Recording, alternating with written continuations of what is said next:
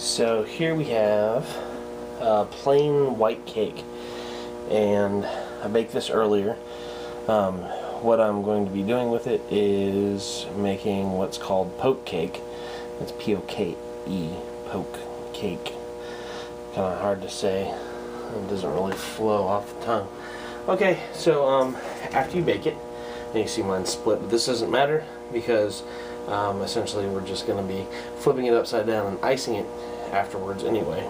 And to get a cake out of a pan like this, if you refrigerate it first, take another pan, a larger pan, and put warmish hot water in it, like something that you can put your finger in and you can stand it, not boiling water, just really warm water, and let it sit in there for about a minute, and it should loosen it up, and then you should be able to just flip it.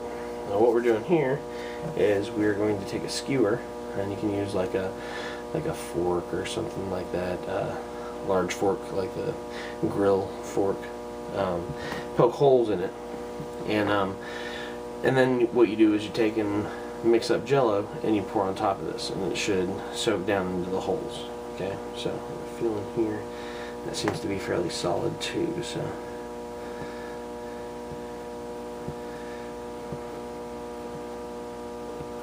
then there, because I don't want it to just saturate in here, I actually want it to go down into the cake itself, creating streaks inside the cake. So you're not gonna want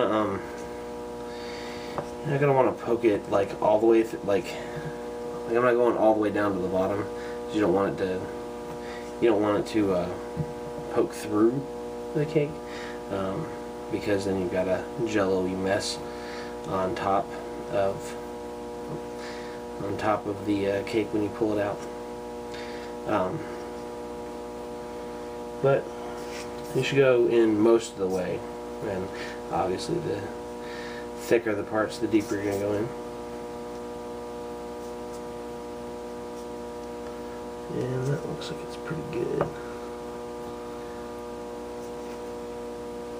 Yeah, that should do it. And now I will make my jello, and we'll pour that in there, and I'll show you guys that.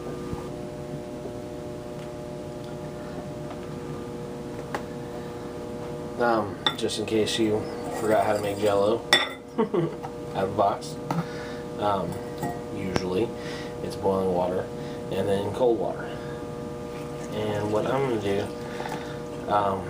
is when I add the cold water, I've actually got a couple ice cubes in it, which will help this set up a little bit quicker. Now you're not going to use all of this jello for the cake, but I've got something kind of special planned for some of it. But what you're going to want to do is mix this until it should be completely dissolved inside. Looks like we're pretty much there. Not sure how long it says on the box, but it's always too long. Stir for 2 minutes. So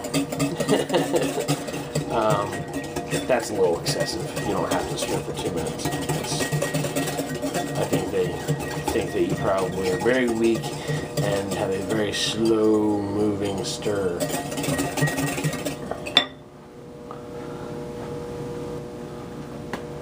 Alright. And then my ice water. And it says 1 cup boiling water and 1 cup of, lost my ice cube, and 1 cup of cold water. And I like to go a little bit shy, just under a cup of cold water, because I actually want this to be a little bit thicker, a little more gelatinous than regular jello. I'll show you what we do here in a second. And so we're using the same measuring cup. I poured the jello into the measuring cup just because it's easier to pour using using a measuring cup. And I'm just trying to aim for the hole. I know I'm getting a lot in the sides there, but that's fine. The cake should soak up most of this. It'll actually become a fairly moist cake too because of it.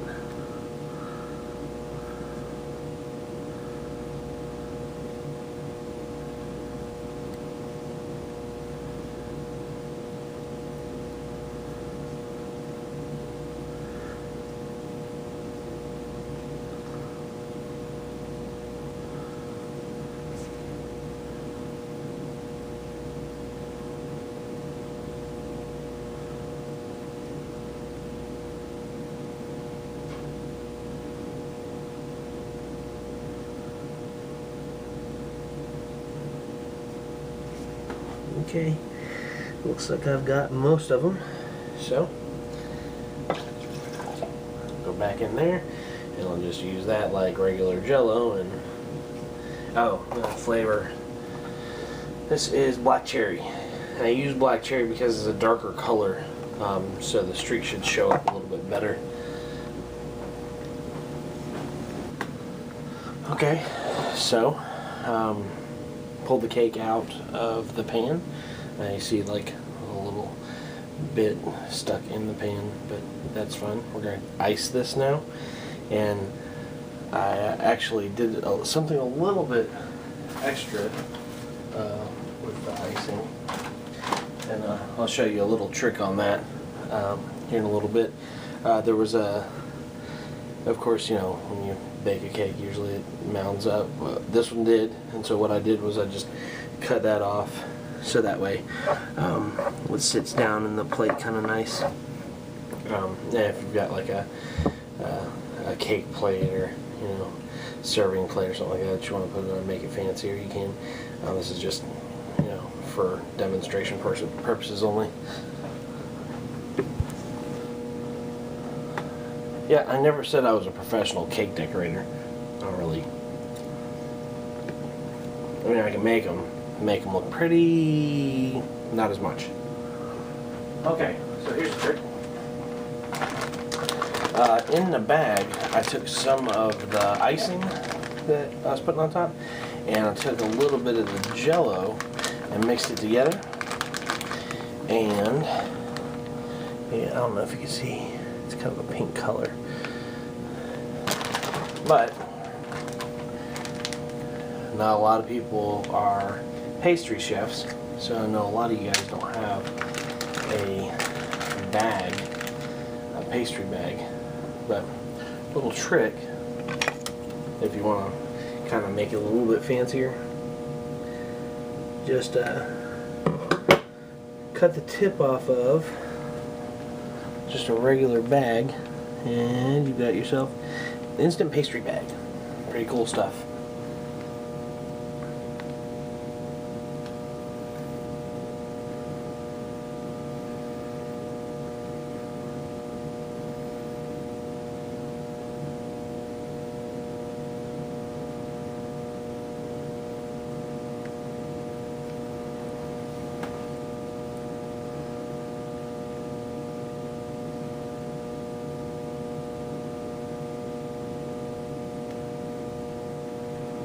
And you can cut the hole larger than this if you want to, if you wanted to actually make that a little bit bigger.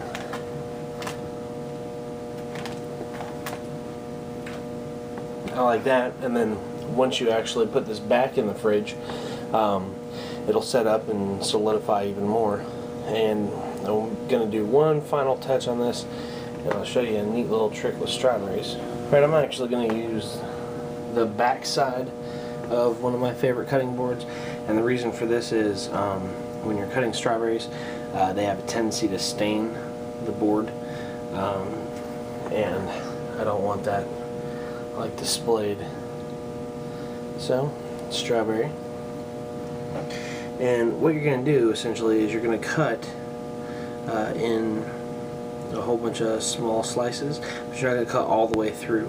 So you're going to leave the top. Now you take the green off. I like to for some presentations. We'll see how the green looks against the white and pink here. We'll find out. So.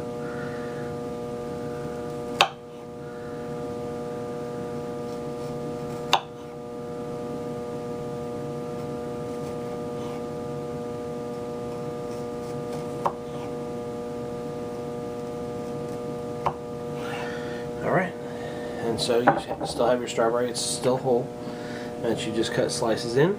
And what you can do here is fan it out just by pressing on one side and the other, and then you've got this pretty little display there. So then you can garnish around, which is what I'm going to do. I think I'm actually going to take the green tips off of this, and we'll see the finished product. You know, like I said, I'm not a professional pastry chef at all, so this is just something that anybody can do, because, well, if I can do it, I'm sure that you guys can. Okay, well, there it is.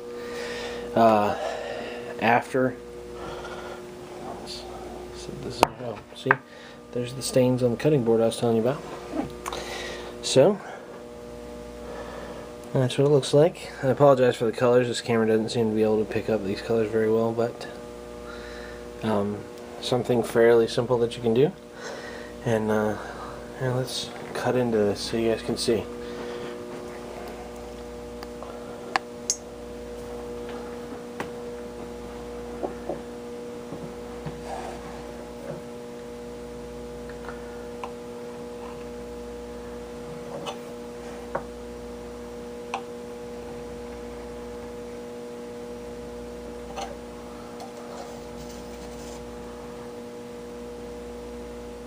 And you got your little streaks in there, and as they cut into it, they're actually going to come across even more of those little streaks.